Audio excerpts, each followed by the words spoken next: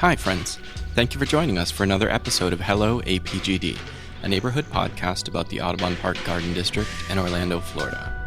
I'm your host, Michael Lothrop, and today we'll be speaking with Lisa Danker Kritzer, Audubon Park resident, filmmaker, and associate professor at the Nicholson School of Communications and Media at UCF. You can learn more about her films at lisadanker.com and check out her films on Vimeo. If you'd like to be a guest on the show, or if you'd like to be a sponsor, please feel free to message me on Instagram at HelloAPGDPod. Thank you for listening. This episode is brought to you in part by Trevor Brown of Fannie Hillman & Associates. For listings, market trends, helpful home buyer and seller tips, email directly to Trevor at fanniehillman.com or find him on Instagram at TrevorBrown407.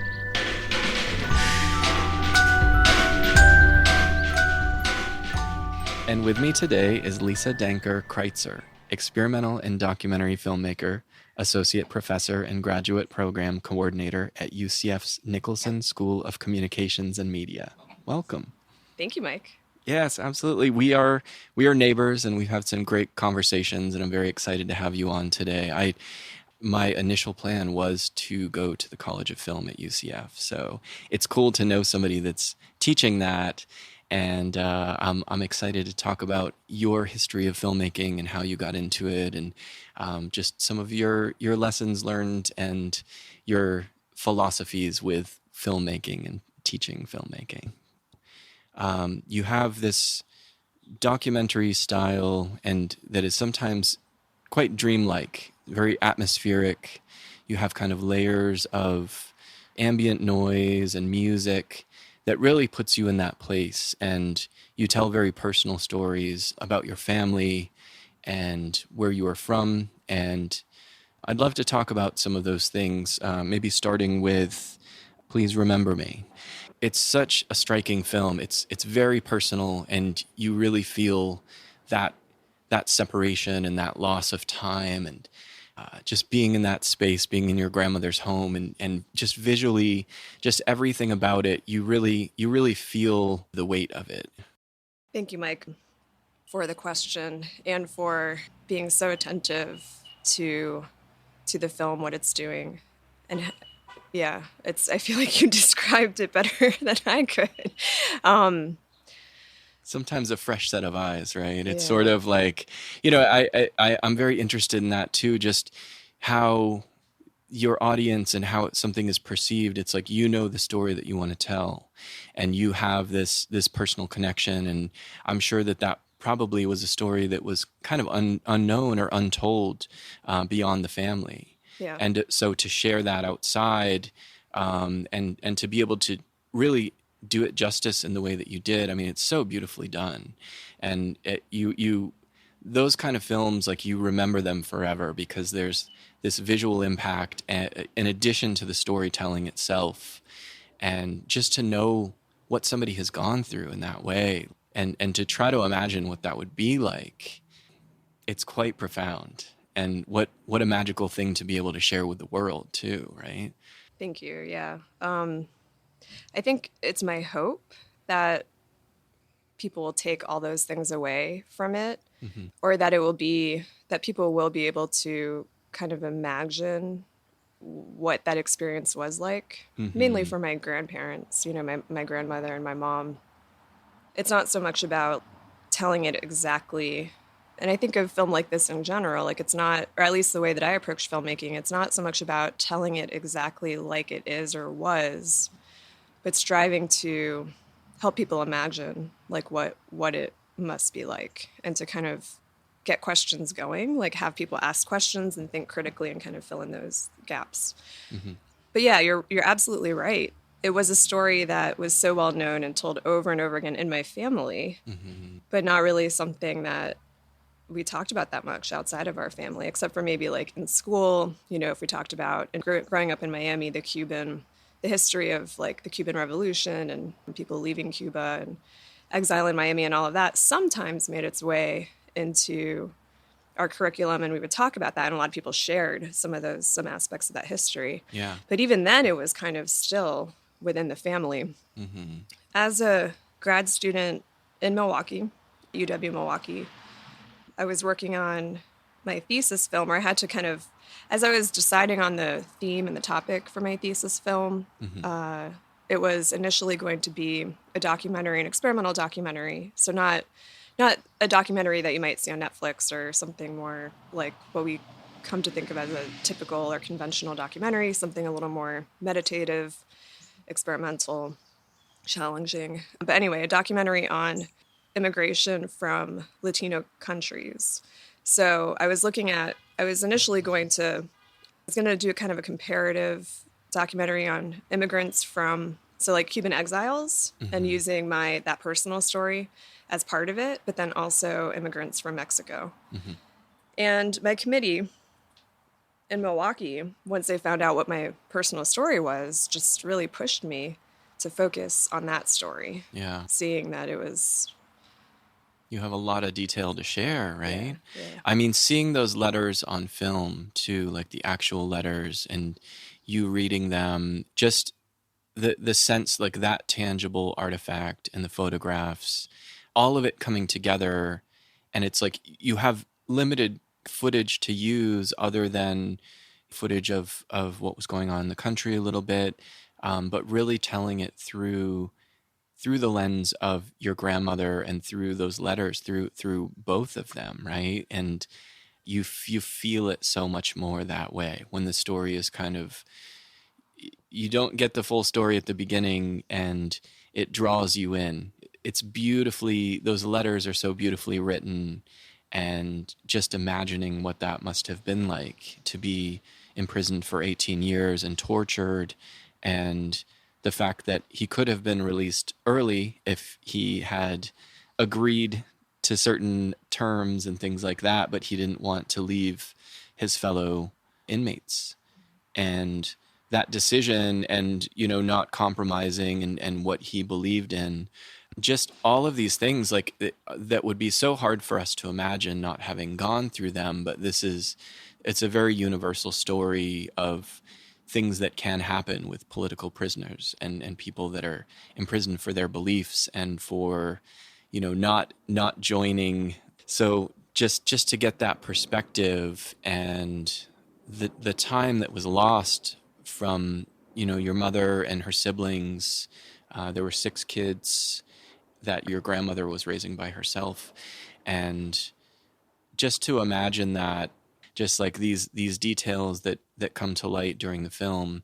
And it's an amazing story to tell, and a very difficult one. Yeah, it was difficult to tell. You might want to edit this out, but I'm just so impressed and amazed at your ability. I don't know, at the details that you picked up on, that you were attentive to, and that you remember. So thank you. Thank you. Of course. Yeah. I mean, these things are important in this landscape of social media and people, making films every day with their cameras, and, all of the content that's out there.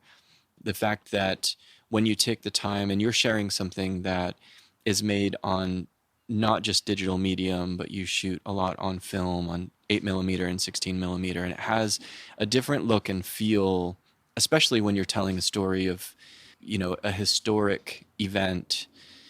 It has a different gravity to it. The layers of sound that you're adding, and the way that it's edited, like when you take that time and you're able to convey an experience through filmmaking, that's the stuff that really excites me as well. Like, that's sharing stories from your perspective, because it will always be through your lens. And you know this story from your family, and it's sort of secondhand, but also you're closest to the story, and you're in a place to tell this story. Right. Yeah, exactly. Yeah. That's such a gift to be able to give to your family too, right? Like, what a cool thing. Yeah. I remember showing it to them for the first time, and I think they were all, grateful to have it, done. I also got comments like, "Oh, wow, you're a filmmaker. Like, this is a real film that you made." I'm like, "What did you think I was doing all this time?" Uh-huh. It's funny because, like, of course, there are the positive reactions, those Sure. positive, like, the moments of appreciation, but then it's like in the making of it, I was there with a camera. Yeah. Intrusive, it was a little intrusive. Yeah, it kind of has to be in ways, right? It's like, Yeah. yeah, there are Yeah. certain things that have to be staged, and it's like, Right. why is this going on? How is this going to work in the film? Yeah. But yeah. To see that finished product, like, that's such a cool thing. It really is. And I think it's hard because it is a story that's so close to us, it's hard to kind of see it as a final, like the relationship of it as a final product to how the family received it. Mm-hmm. And it's something that I thought was interesting on my family's part, because it's a big family. My family is big, and we have a lot of differing views. Mm-hmm. Naturally, yeah. Yeah, yes, especially in a Cuban family. Yeah. But I think, that was one of the challenges of making the film, was like, how do I tell this story in a way that will be true to my family and to the complicated politics, Sure. Of having once been a part of the revolution in Cuba, my grandfather aligning himself with those ideals. Yeah. And the promises of the revolution before it really became a clearly socialist and communist revolution. And that, like, I think actually something that I noticed while I was making the film is that there was a tendency to kind of write out or kind of erase that part of history, to kind of forget that people really changed sides, right? Yeah, yeah. Which is like, when I look back on it now, it's understandable Right. that people would change sides if you saw a leader going in an autocratic direction. Yeah.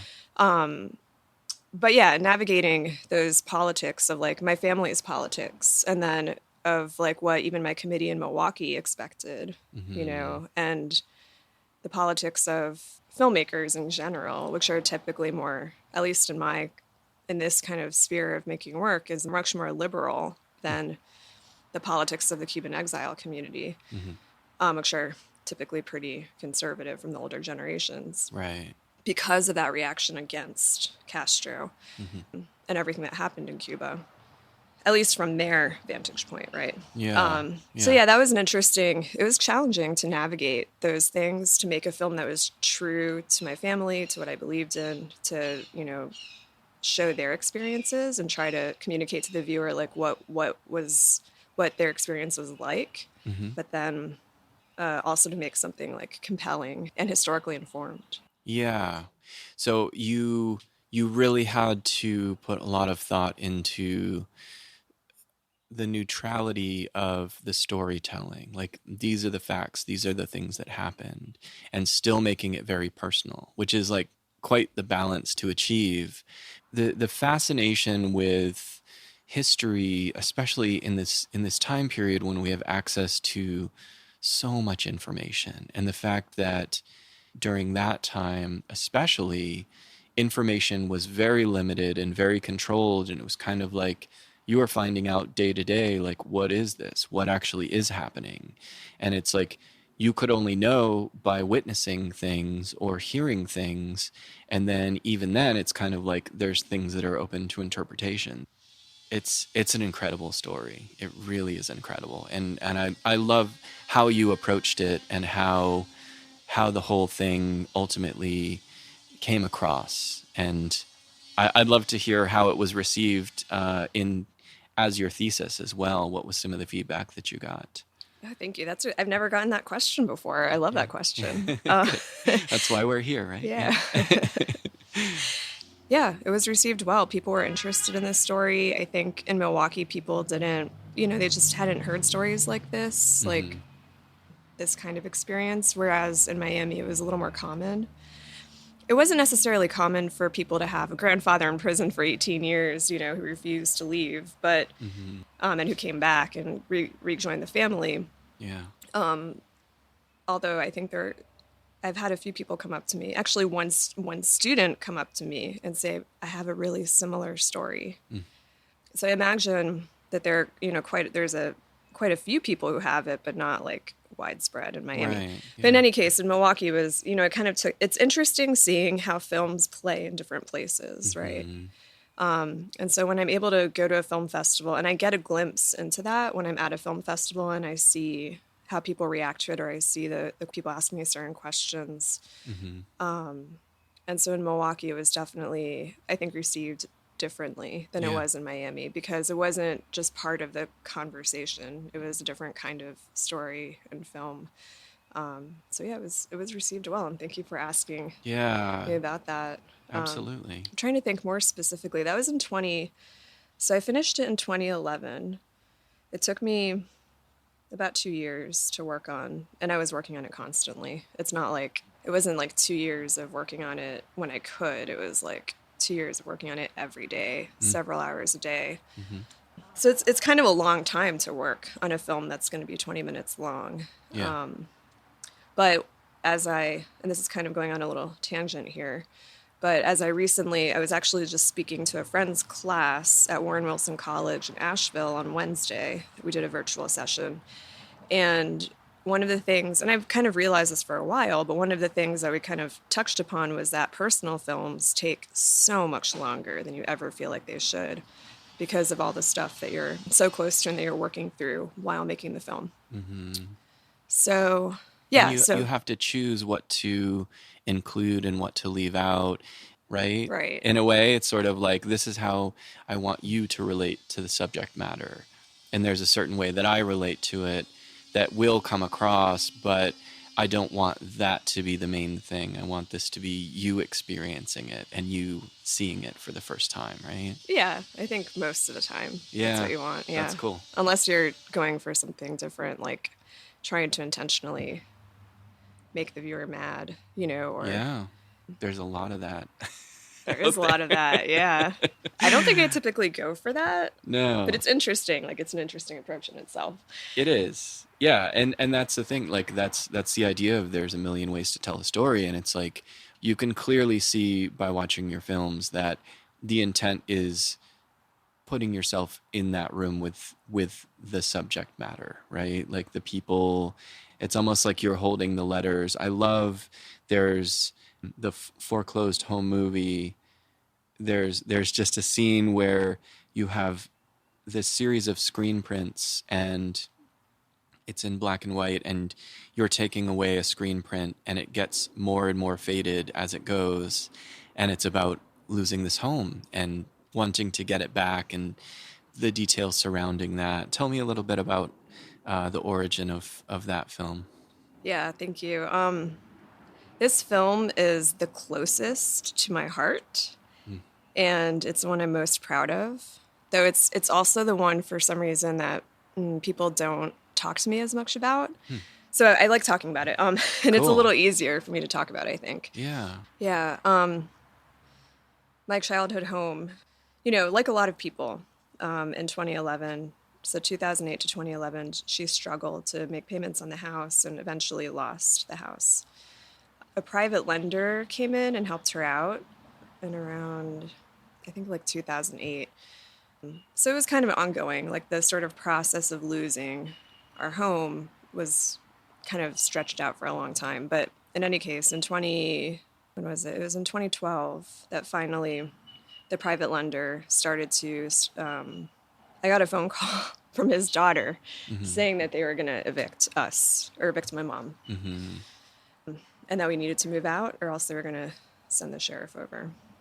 I've never actually said that before. I've never told people like those details. Mm. So I don't know. You might want to. I'm okay with you editing out anything. Okay. No, all of this it's important. I think it's very, yeah. I mean, these stories will be relatable to other people who have experienced something similar, but also it's just good to know about what happens in the world too. I think that That's this is a true. good way to share and a That's so good way true. to have your story be told and be known. Yeah. Thank you. That's so true.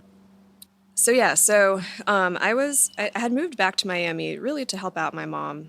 So I moved from Milwaukee after I graduated back to Miami pretty abruptly because my mom really needed help with the house, and we were going to try to keep it from getting foreclosed and see if we could rent it out, just try to help her financially. But, it was kind of an unrealistic, I guess, ambition or goal to think that I could rescue rescue us from this situation. You had to try though, right? I had to try. Yeah, of Yeah. course. So I became kind of the contact, like the point person for Mm-hmm. everything that was happening at that point. And once I got the call that they were going to evict my mom if we didn't move out, we started to just pack up everything, me and my two aunts and my mom when she could. It was obviously very difficult for her, so we kind of didn't involve her in that too much. But we basically had a week to pack up our house. And this was my mom had lived in it for 30 years, and it was a house that I grew up in spent my whole life there until I went to college and moved out. So yeah, we did the best we could. We packed up a lot of stuff. I think my mom would have liked us to pack up more. Yeah. But I was in charge, so Yeah, left and a lot with of that stuff. amount of time too, Yeah, right? Yeah. right. Yeah, we were pretty limited in time. So on the day, actually I took photographs. We had an estate sale during that week, and some people came by and bought stuff. But I took photographs. I had an old camera that I had bought from a friend in 2001, a 35 millimeter camera, and I had a roll of black and white film, so I shot photos of the house. And then I got those back like a few months later after I'd finally sent them off to be processed. And when I got the photos back, and this was after I'd moved out of the house, when I got those photos back, I thought they were so beautiful, like formally interesting. Yeah. The way that they were composed. Absolutely. And the details that I captured. So I just felt like that was really the basis of my next film. And from there, I really started developing ideas. I was really into lino printing, so cutting into linoleum blocks. And so I thought, okay, I'm going to make prints of the photographs, which is what I did. Eventually, it all took a long time. And then I took 16 millimeter clear film and I printed that. I laid that on the inked block in addition to actually making the prints on paper. And then as I was, so that's kind of where you see some of the abstraction of the piece. So it became this really, I guess in a way, it's like I took this really personal and quite frankly traumatizing experience, and turned it into a very like manual kind of labor-intensive process as a way, I think, of kind of working through a lot of it. Yeah. So, yeah. And I'm proud of the film also because, or especially proud of it, I should say, also because of what I worked through emotionally as I was doing it. So it took years. I mean, this also took me years to make. And I think by the end of it, I was able to really understand my mom's position in it much better than I did before. Wow. Yeah. That's fascinating. And also I'm curious about like the music selection too, because it's so striking. It's so like specific. Yeah. It was pretty late in the editing process that I found the music, but I was at a point where I had the story, or the sort of two stories that interweave. There's a historical story of someone losing their home in the Great Depression that I interweave and that I had found and read about in the archives at History Miami. So that's interwoven with the personal story of my mom losing her home like 85 years later, both stories having taken place in Miami. So I had done that part of, like, I had all of the visuals and the structure of the piece put together, but it just felt like there were things missing. So I thought, okay, for sound, what am I going to do for sound? And I had the idea to go to the Library of Congress online and look through their records, look through what they had to see if maybe, there would be recordings from the 1930s. And lo and behold, there were. Yeah. Yeah. Yeah. It's very percussive. It's like, it's a dance. It has so much movement, and just visually looking at that print close up and having it move in the frame. And it's a cool effect. It's really, really cool. Oh, cool. Thank you. Yeah. I worked really hard on trying to make almost like a music video. I kind of edited it that way, where I started with the sound, the music. Yeah, and I would match. Yeah, I would kind of mark where the beats were. And then I would edit around that. So anyway, I'm glad that came across. It really does draw you in. And I think that's such an incredible talent. And I'd love to hear about teaching at UCF and things that you found. How many years have you been teaching at UCF now? I've been at UCF since 2014, so I always have to do the calculation. So it's about 8 years, Or 9, 9 years, yeah. 9 years. Yeah, I know. Yeah, Where 9 years. Oh does the my God. time go? Yeah, unbelievable. Nearly a decade. So Oh yeah. yeah, yeah. But before that, I was teaching as an adjunct for about 5 years at various universities, Hmm. kind of cobbling together classes. Yeah. And so when I got the job here at UCF, which was a full-time tenure track job, I was very grateful for that. That's awesome. And they have such a wonderful film and communications program there too. And I know, I mean, I think one of the most famous filmmaking groups was the Blair Witch, Yeah. which is really cool. But I know, I mean, there's countless others, but that's like the one that kind of comes to mind. I'd say they really put the program on the map.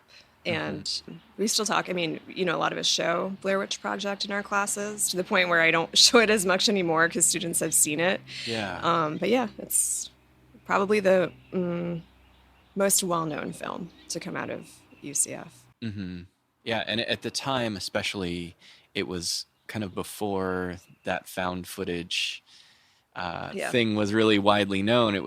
But it was so well done, and it was very like at the time when we saw it, my girlfriend at the time didn't realize that it wasn't real. So Yeah. it was extra terrifying for her because she's like, no, this is a documentary. This is like really happening. Well, yeah, and the marketing campaign for it is what is just cited as ingenious because Yeah. they really made it seem that way in the trailers. I remember when those trailers came out in I think it was '99, Hmm. and there was a question of like, oh, is this real? Is it not? Yeah. Yeah, so it Yeah. kind of added to that whole. Now looking back on it, it's so clearly like not. How could people ever have thought it was? But at the time, like, Yeah. it really was effective. It was very effective, and it was that limited information idea of just like you're trying to see there's this unknown, and so in the darkness you're kind of like painting your own picture of like what could that be, and then something comes into frame and you're like, wow, that's terrifying. It's very jarring. So yeah, I mean, I love that we got to experience it in that way and see it at Enzion, and it was like, Oh, you did? yeah, yeah. And filmmaking is so important for not just entertainment, but educating people, and I think empathy. I think that we can grow a lot from just watching a movie that tells a story of that we're not familiar with. And are there future projects that you are working on, that like stories that you want to tell? Yeah, there are quite a few. I am currently working on, I think of this film as a companion piece to Please Remember Me, in that it kind of shifts the focus from my grandfather's story, the one that's always told, this kind of myth of the family, to my grandmother, whose story is always kind of like the supporting role, you know? And so finding a way to kind of bring out my grandmother's experiences and stories, her legacy. It's more broadly looking at also the complexities of cultural assimilation. So just English as a language Hmm. so quickly over just one generation, really taking over Yeah. Spanish. And, a lot of the loss of like family get-togethers. There's just a lot. I guess as a second generation immigrant, because I'm not an immigrant, but my mother was, right? I feel like I've really witnessed how things have changed very rapidly. That's very exciting that you'll be telling your grandmother's story. I mean, I was amazed at she demanded to talk to Fidel Castro's mother to get released from prison. Yeah. I mean, that little detail of the story, it's like that alone, that's a whole story right there. That is a whole story right there. And Yeah. unfortunately, I mean, I got some of it from her in those interviews. Unfortunately, I can't go back and ask her to expand on those things. But yeah, Cuba was like, so that was Eastern. They lived in Santiago. So that sort of Eastern province of Cuba, what I've gathered is that it was relatively small and tight knit. Mm-hmm. And so that's how like my grandmother was connected it was such a kind of a small community that had been there for generations that it was possible for my grandmother to be connected to Raul Castro's mother in that way. And so to go from like a life like that, and and let alone like that experience of being in prison, not knowing what you're going to do, and then quickly when you get out of prison having to flee the country with your children, with your 4 children who were too young, because her 2 older daughters had already gone to Puerto Rico because they were 16, so she had her four kids with her. But all of that, that whole experience is just, it's mind blowing. It's just so different from what many of us have been through. Yeah. Yeah. And then to have to, after experiencing all of that, having to then be in a new place, in a house, where your extended family have welcomed you to stay with them, where people are sleeping 3 or 4 to a room. I don't know. All of that is just, there's so much. I'm not sure that I can actually tell all of that and still do justice to the story, because it would really be like a secondhand account. Yeah. So in a way, I guess going back to something that you said earlier that I thought was really perceptive about my work is that it makes it difficult because I tell something from my perspective, but that's partly because I know my perspective obviously better than other people's. So it's hard, I guess, and that's part of what makes me an experimental documentary filmmaker, is that rather than dive into like, this is going to sound weird because it's my grandmother's story, but it's already so far removed from what I know, that I don't know that I could do justice to it and represent it in a way that would be true to her experience. So I guess, it makes me think, well, maybe I should do that work and try to figure out what that was like. However, I don't know. The film that I'm making is more of like, when she was here, what legacy does she leave behind? But I think, the fact that you brought that up is really important, because maybe that's kind of a missing piece of this new project that I need to consider. Yeah, and those are probably the things that, as it does take a lot of time to tell personal stories, these are sort of the questions that you go through answering, of like, how much do I really know about this particular thing? Yeah, I really appreciate this, because it's rare that I get to have like such in-depth conversations about my work, and I appreciate you, I don't know, being interested and like attentive to the work itself and asking me stuff.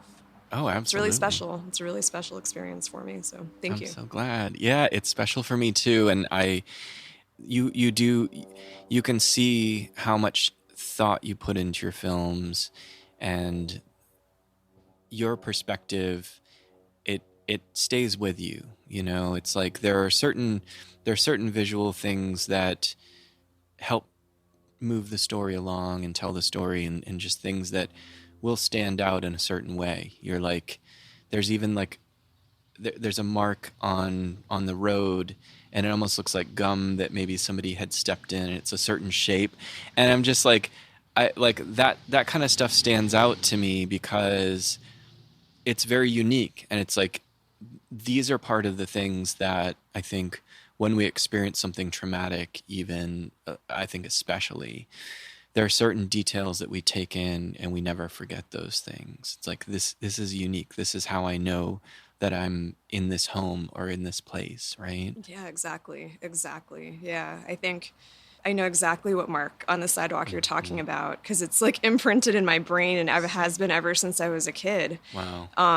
And yeah, I think even with like Foreclosed Home Movie, part of it's almost like a compulsion to have wanted to record these little details of the dining room floor, the way that the light came in and like kind of projected onto the floor, and all those shadows that are created in that dining room. Yeah, I think it's part of trauma. I think it's like something. It feels like some visual detail getting imprinted in my brain that I don't really know what to do with. I know it's there. Right. I know I want to do something with it. I want to recreate it. I'm kind of fixated on it. I don't know what more to make of it than that, but I do know that it's connected to some kind of traumatic relationship, I think, I don't know if it's the environment, or I'm not sure exactly what it is. I don't know that I've figured that out yet, but I do know that I do think that they're connected somehow. Oh, it's clear. I mean, Oh, just from cool. viewing it, yeah. And I would imagine that it must be freeing in a way to be able to share those details and Yeah. document them, right? Because I think that sometimes too, like when we have something that's just in us and kind of playing through the tape in our heads, if we are able to share that, even with just one person, um, it doesn't just have to be in your head anymore, Right. right? It's sort of, I mean, I think that's where like talk therapy is very helpful, where you're just like, okay, I've gotten this out, and at least I don't have to, this isn't the only place where it is. It's not just in my head Hmm. anymore, right?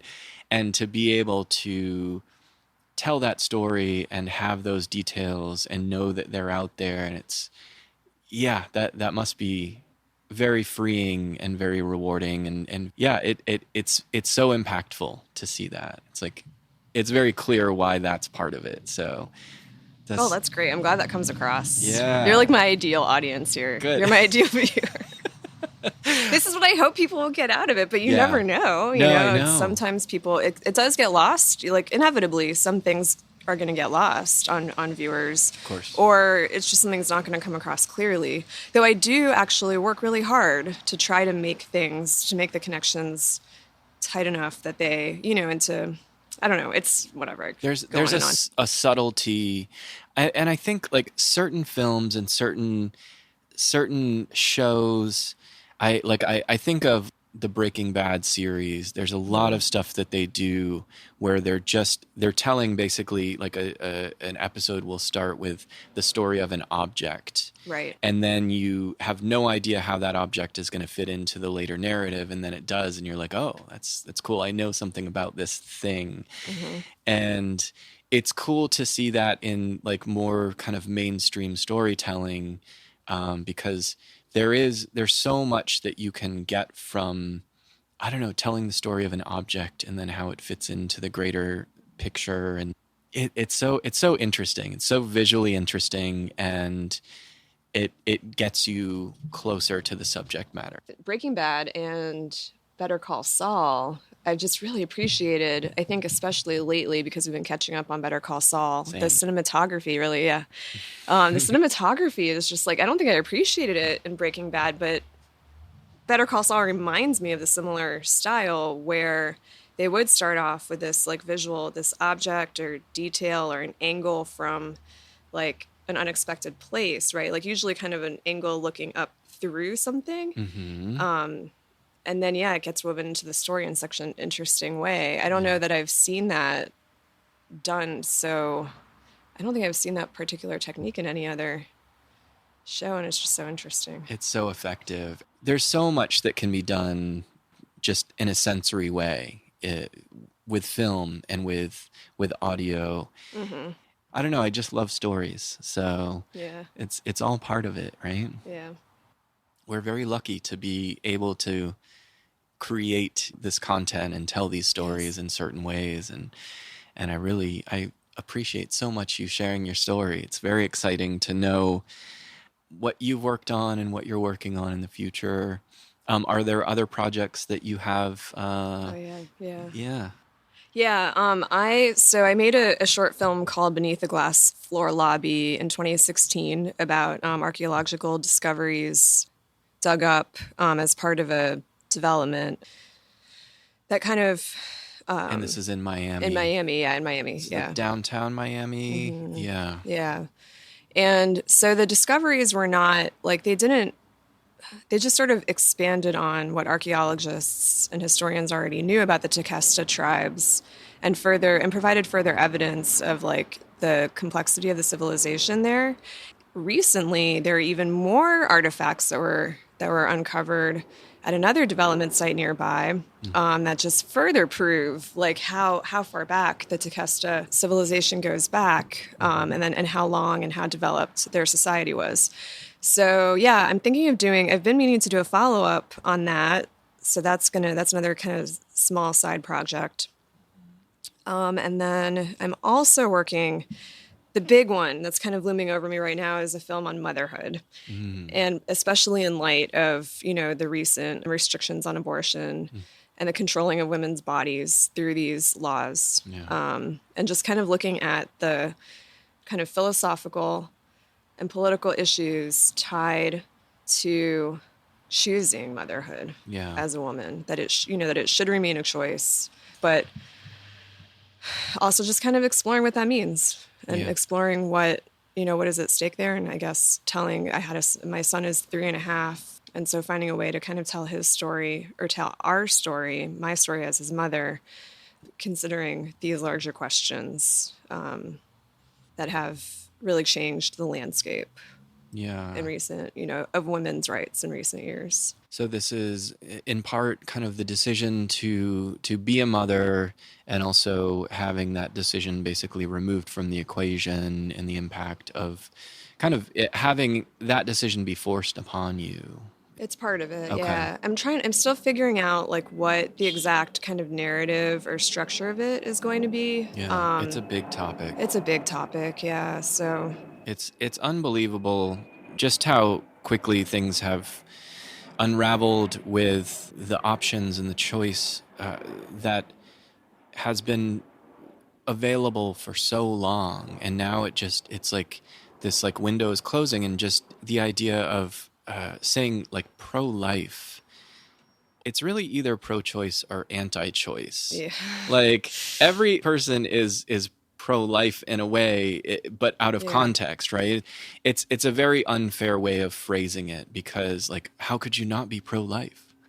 These mind games that are played, they can be so subtle, but they're so insidious. And it is such a profound question and such a profound decision, and it's one that nobody makes lightly. I mean, No, it's it's not, yeah. it's a whole other topic. It's a whole other topic, yeah. Yeah.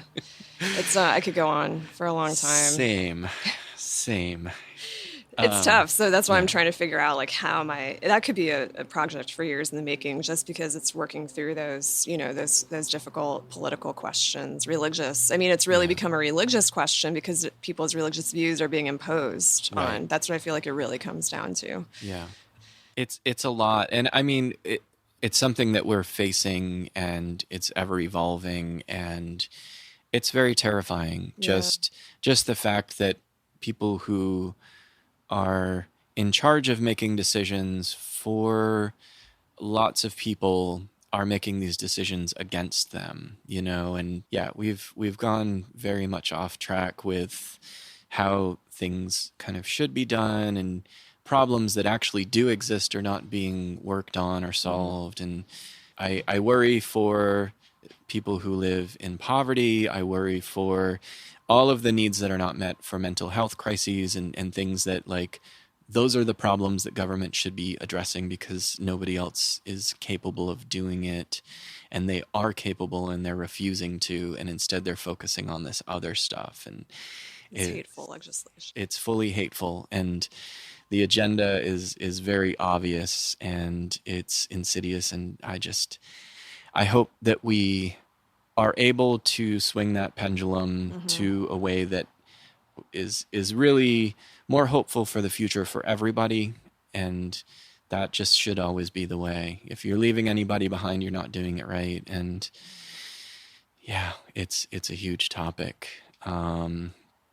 And it's easy to get very dark about it, because it's a very dark subject as well. It's very dark because we see the degradation of democracy and the imposition of a small group of people's beliefs. Yes.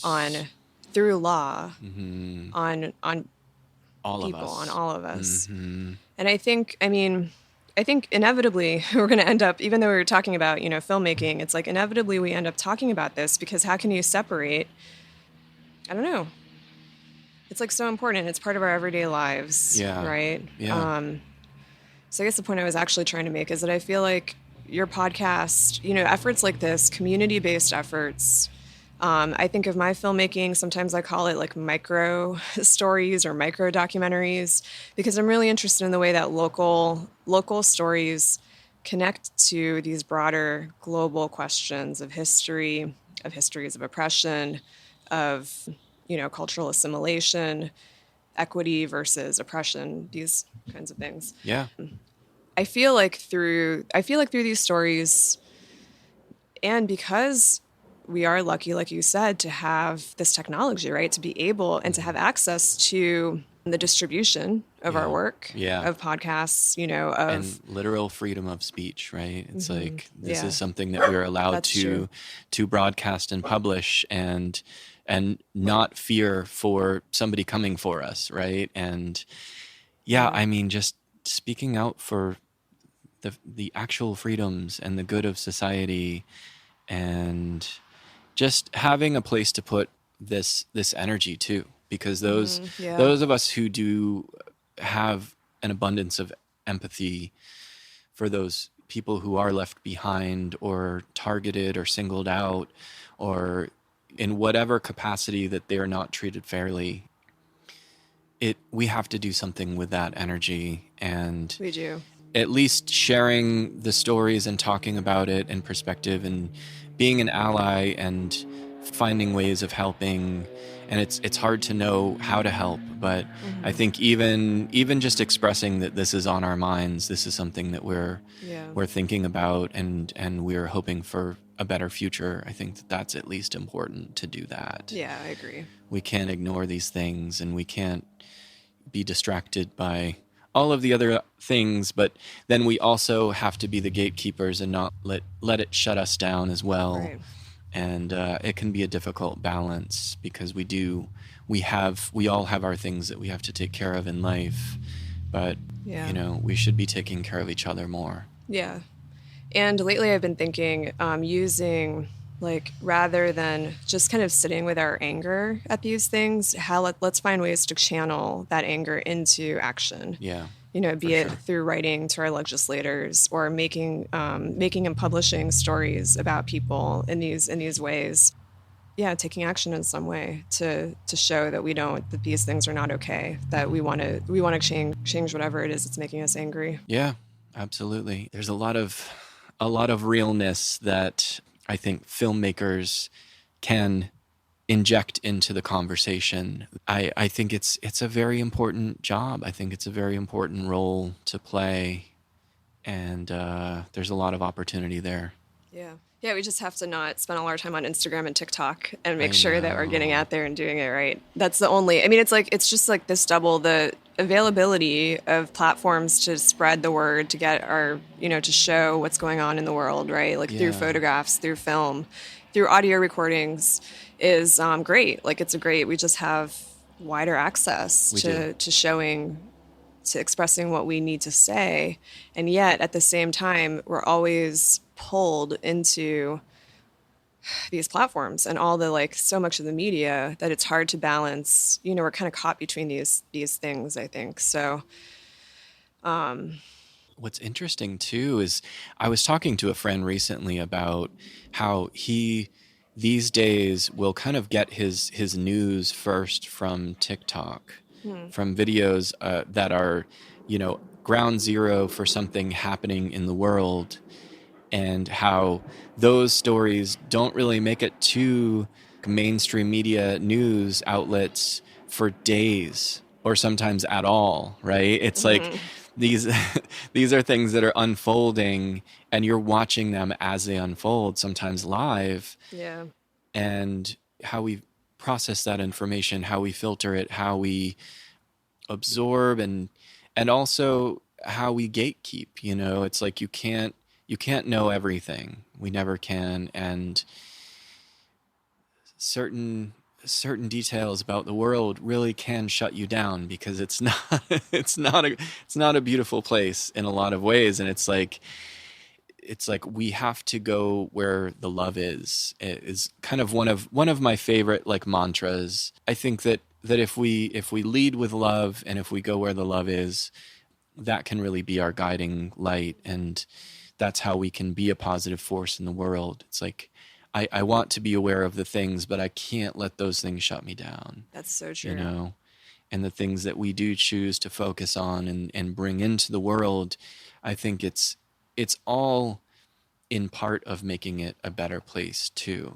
Everything doesn't have to be activism, and it doesn't have to be, in your face or immediate, and just being mindful of what is our place, and not having that sort of savior thing. And I don't know, it's like we're learning all of these things like in real time. Yeah. And it's important to be aware of them and have conversations about them, and the fact that we're able to do that, I think, is incredible. This connects perfectly to what we were talking about. I love learning from my students, Mm, and I love just learning about them, and having and thinking about teaching as kind of a dialogue, a conversation, a way of communicating with people, kind of like filmmaking, right? But it's more direct and there's more interactivity going on. yeah.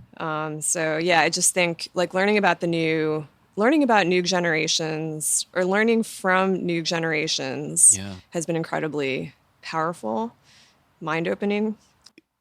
We could either call it a gap, or we could call it an opportunity, or whatever however you might frame it.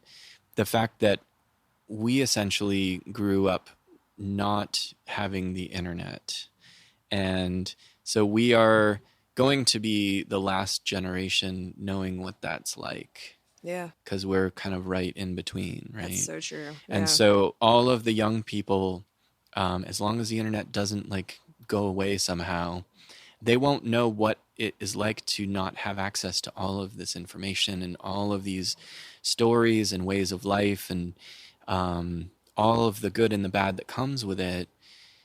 I think when we were growing up, there was a lot of optimism about the future. And I think that the future feels very uncertain for young people these so days. true. And that's like one of the biggest shifts, aside from the information shift. It's the optimism, right, of Yeah. about the future, and what to do with that energy, and what to do with that, like, I mean, we all have to make it work somehow, right? And like we all have to have some faith in what's coming, and that it can be better, and we can have an impact on making it better, and then finding our way of doing that. And I think that that's where that creative energy of younger people are like, I can do this. This is like getting the word out. Like this is making it better. And they can have these direct impacts. I mean, when videos go viral and it's something that's helpful, what a cool thing. Very cool. Yeah. There's so much potential there. Part of what maybe our generation can teach and impart on generations to come is critical thinking about media and about all the media platforms out there. I think younger people are completely capable of that. Yeah, maybe dig in like a little bit deeper, because Yeah. you can take a sound bite and make something sound a certain way. Yeah. But then when, you talk for a little bit longer, you realize, oh, there's much more to the story. Yeah, there's always more to the story. Always, right? Always more. Yeah. Yeah. Stories are always constructed for like, well, maybe this is just my way of viewing it, but I guess part of the questions we need to ask are who is telling the story, be it like a media story, a film story, even our podcast story, whatever. Yeah. Who's telling the story? Why are they telling the story? And what purpose does it serve? Right. Like why, being able to kind of What's look the at agenda? anything. What's the agenda? Yeah. And that agenda could be, in favor of raising up a lot of people, Right. or making some voices that are not typically heard better heard, Mm-hmm. broadcasting voices that normally wouldn't be broadcast. Or on the flip side, it could be that agenda could be much more nefarious, right? It could Right. be designed to manipulate.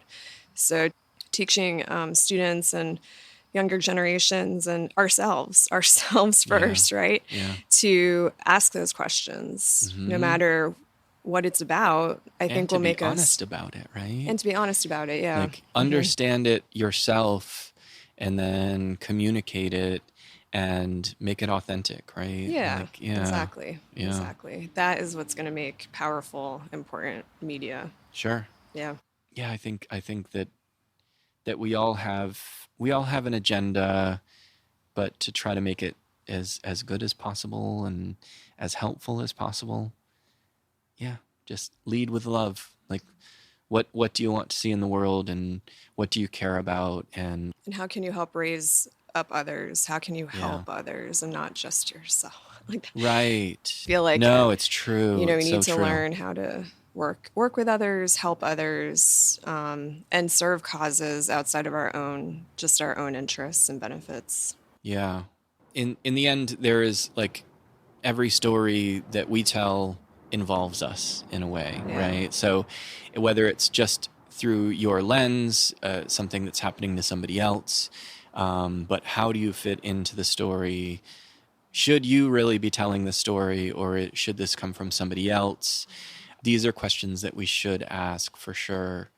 Yeah, it's something that I struggled with even in this podcast of like, why should it be me doing the interviews? You know what I mean? It's like it I had to think it through, and it's like, well, because I've lived here for a while, I'm connected to the people here in a lot of different ways. There are people that I do want to meet, and I genuinely am interested in them telling their story and learning more about it myself, and being able to frame the questions in a way that's informed. Like that that to me is the why, and it did take a little while before I could answer that for myself. And it's like I already knew why I wanted to do this podcast, like the good things that are happening in this neighborhood, like a positive outlet for my energy, because 2020 was really difficult. We're all kind of dealing with this in our own ways, and I think that just finding healthy outlets for it is so important. Whatever that thing is, like just do it. Use that energy for good. And I love collecting people's stories that are also doing those things. And one of the things that I found very fascinating from your grandmother's story was that she was talking about how much she loved to work, and that she worked in the first color photography factory. That visual narrative too, of just being in a place where these images are that must have been impactful for the family and for your grandmother. The photographic images. Yeah, Yeah. just working in that environment, like that detail kind of stuck out to me. I'm like, oh, that's she was around visual storytelling, and maybe that got like kind of passed on, in a way. Yeah, I wonder. Yeah. I know, I keep thinking about that in the film that I'm making now. Mm-hmm. Like, and it's one of those questions where I wish I could go back. I wish she was still alive so that I could ask, what exactly did they do? Like, was it processing? It's just kind of Mm-hmm. these follow-up questions that, because it was a detail in the background of a larger story, I didn't follow that detail. But now I want to know more. Like, well, what did you see? Mm-hmm. But we do have we have lots and lots of photo albums, and I can only imagine that, she just got them processed there. Yeah. But I didn't ask that question either. So I wish now I could ask, like, how do we connect these photographs to your job? Like, did you get them processed there? Mm-hmm. The impermanence of, and just the like our relationship with time, and the fact that we only get a certain amount of time here, right? And I think that's when we start collecting stories of the people who raised us, and just kind of knowing, and you want to get that information and share it, and yeah, we don't always get that opportunity, but maybe somebody else in the family might have more information about that Point. too. Yeah, So that's a good point. yeah, this is an opportunity to dig into that aspect and see what is known, and reveal those details. Because the story, it just gets more interesting as you ask questions, and just caring about something like changes it in a way. Yeah, and I think the more questions we ask, the more connections we find Yeah. that make that story interesting or kind of uncanny. Because it's like, oh well, of course, Right. like of course, maybe that simple fact of her working at that factory had something to do, maybe just having a lot of photographs around, and the need to preserve these memories and revisit them, which the family does in conversation all the time. Maybe all of that did get passed on to me in a way that I'm not even aware of. Right, right. And she had mentioned that she loved working, and that she worked a Yeah. lot, and it's like there was something about that job that was the reason that she loved working. And I'm sure that, passing the time, that was a very important thing. And obviously to support the family and have an income but also as like, this is something to make the time go by quicker as well. Yeah. Talking about film festivals and playing to different audiences, did Mm-hmm. you have the opportunity to go to other countries and have your film view it with an audience? Mm-hmm. How was that experience? It was interesting. My films have shown in a number of different countries, primarily like quite a few in Canada, in some places in Europe. I've only seen one of my films play one time internationally. I don't know why. I guess I should go to more of these, take advantage of it. Yeah. But in any case, I went to go see Foreclosed Home Movie in Birmingham, England. And it was very interesting because I felt like the audience, I think I would have liked it to actually have been a better experience, but it was just the audience received it and differently than they did here in the US. Where I felt like the US audience had a pretty good basis for understanding the story because of the foreclosure crisis that I'm sure so many people were personally connected to. Yeah. In the UK, it just wasn't the same thing. Like they didn't really have that foundation for understanding they just didn't have the historical sociological context. Like they Yeah. probably didn't know someone whose house had been foreclosed, whereas here in the US, like it seems that people just related to that story. Absolutely. But on the flip side, I got some interesting questions, and I had to explain a little more like that backdrop, remind the British audience of that foreclosure crisis in the U.S. And I think if anything, maybe it provoked those questions for that audience more than it told a story that they could relate to. So. And that's not a bad thing either, because it's like, if they are asking questions, it means that they were paying attention and they do want to know more. Yeah. And so they don't have that history and background to maybe fill in those blanks, or this is kind of a starting point to understanding. And also, I mean, I think that it's fascinating how an audience can change the medium as well. Yeah, Even it for is. like how you feel about it when you're watching it on your own, and then you watch it with other people and you kind of watch their reactions, and especially when it's a room full of people that you don't know at all. I think there's a whole education just from like having a project finished and viewing it again. That's very interesting. Yes, absolutely. Absolutely. And it seems like some people are just like, they'll create something and then they'll never look at it again. And that's an approach as well. But, and maybe that's okay, because it's like we're constantly reinventing ourselves and we're a work in progress. And Yeah. maybe that like lack of nostalgia in their lives helps them progress in a way. Mm-hmm. There's no right or wrong answer, obviously, but it's kind of interesting. Mm-hmm.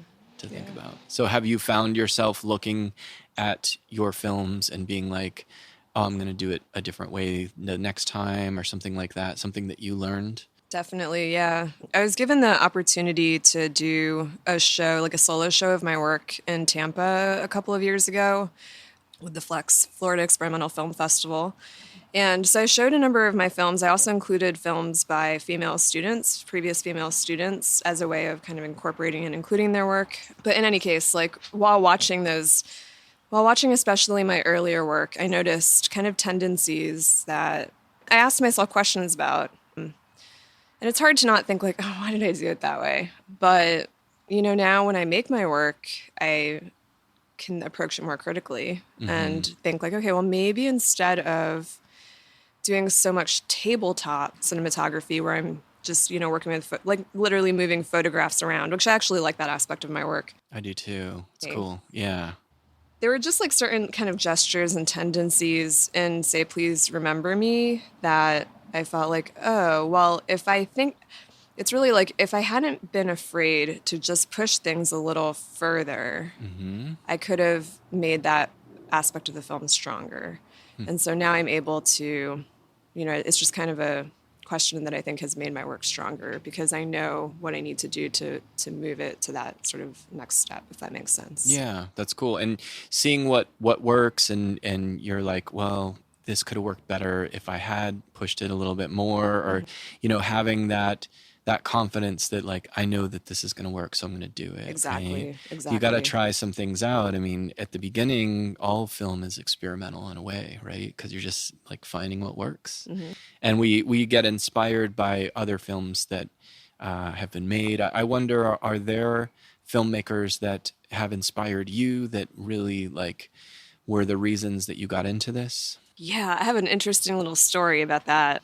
So, but to first answer the question, the filmmakers who've inspired me are a lot of essay experimental filmmakers.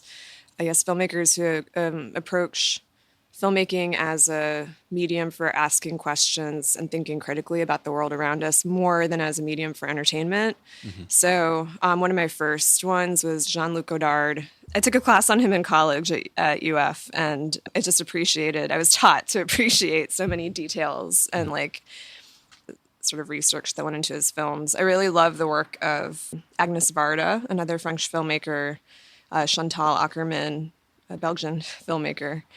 A lot of experimental filmmakers like Bill Brown is a filmmaker based here in the United States. Jody Mack, who's happens to be my friend and Oh, wow. and an influence and inspiration. Hmm. Is she local here, or? No, no, she lives actually. Well, her family is from here, and she grew up in St. Pete. Mm. We went to school together in Gainesville, and now she teaches at Dartmouth as a professor. And she's shown her animations all over the world. So Cool. yeah, it's very cool. Yeah, Nice. It's a good friend to have. that is a good friend. And she's just, I mean, aside from being an extremely talented filmmaker, she's a great friend, one of the best friends I've ever had. So And do you have like mentors that you look to and that you credit for your yes. inspiration and keeping you going? Who are some of those Thanks for that people? question. Chris Yeah. Harris. He actually was here at UCF. Now he is at the University of Iowa, teaching filmmaking there. He is a big influence on my work, especially for how his work is very, very conceptual, and it's usually tied to a really smart kind of formal gesture. Mhm. For example, he made a film at the Holy Land Experience Oh, on 16 millimeter, wow. and it was like these long duration shots of the performances, and it was just kind of like he set up his camera and let these performances roll without a whole lot of intervention on his part. Mhm. But the simple kind of like framing of it makes us think differently about these performances. That's cool. Yeah. Is that online? Can people It's see hard to that? see his work. Is it? Okay. Yeah, I've seen it. It's played at film festivals, and he was one of the artists at the Orlando Museum of Art Florida Prize exhibitions that they have, Hmm. and so he showed it there. He showed it. Actually, I don't know if he showed that specific film, but he shows them like in galleries and in festivals. It's hard to see that Hmm. work, but if we asked him, he might. I'm sure he has it I would love to see that. I digitized. mean, Yeah, especially like Holy Land is such a specific it Orlando is. thing, and now that it has shut down, I mean, it. I think we all were kind of fascinated by this like Christianity theme park. It just seems so misaligned, Mm. and the fact that they considered it a church because they opened it to the public once a year, and that was Oh, I didn't know their that part of tax it. dodging. Yeah, yeah. And even with all that, I think that financial troubles are what shut it down. But I mean, just to be Interesting. exempt from like participating in community support seems very anti-religious, and it was a theme park. So a lot of stories to be told Yeah, from that, and that I never did get to go. me I neither. almost photographed it for the weekly on the free day, Oh, really? which would have been fun, but I couldn't get off work that day. But yeah, yeah, these things, I think that yeah, that's cool, and yeah, to have those inspirations and those people in your lives that like they were formative in your education and your passion for it. Well, Thanks. Lisa, it's been such a pleasure to talk to you. What are the websites that people can go to find your stuff, or should they Google your name and they'll find you? Thanks for that question. I appreciate it. Yeah. Vimeo, if you just search my name on Vimeo, Lisa Danker Kritzer, you'll find my videos there. www.lisadanker.com. I guess I maybe need to update it with my name, my This married is a good name. opportunity, right? Yeah. Well, updating is a thing. It's It is a thing. Yeah, yeah. But lisadanker.com is where people can go to right now. And you can always get both URLs so that when people go to the old one, it will redirect them to the new one as well. Thank you. Little That's pro great. IT tip there for you. Thank you. I might be coming to you with more questions. Of course, anytime. Well, we're right down the street from each other, Yeah. so and thank you for being a big supporter of the Monday Night Market. We see you there often. I love it. It's great, isn't I love it? it. Yeah, and the more I go, the more I want to get more things regularly. Like I can't go back to regular bread from the store. Oh, I know. Yeah. It just doesn't I won't even eat it. I mean, it sounds so snobby, but yeah. There's no going back when you've had kind of the best version of something, and the sourdough breads and all of the things. Mm-hmm. Yeah, it's exceptional. Yeah, the more and more you get to know the vendors, like the more you just rely on their food and their produce and their, what they're selling. I really appreciated the podcast with Gabby and learning a little more about the history and the philosophy behind it. Yeah, and I definitely have in the works more vendors from the market are going to be on the podcast as well. So I'm excited about that. Yeah, great. Yeah, thank you for being a supporter of that and the local businesses. And yeah, it's just, do you have some other favorites in the neighborhood? Oh, I love everything in the neighborhood. Joybird Books, I love their mission. I love what they're doing. I love reading books that I'm interested in, but that I wouldn't have picked off the bookshelf in a new bookstore. Yeah. So I really love that bookstore. And now they do like an art supply swap that I've heard about. So you can drop off your art supplies as donations and then like trade or, yeah, So cool. I know. They're always doing new cool stuff there. So Yeah. they're a real treasure. They are. Mm-hmm. Yeah. I love all the food around here. Right? East End Market, of course, is great. Yeah. Great coffee. You were just at Lobo's earlier, and thank you for getting me a coffee today. That was very nice. Thank you for having me on the podcast. Yeah, totally. And thank you for taking the time, and we'll see you soon. Oh, thanks so much, Mike. This is such a pleasure.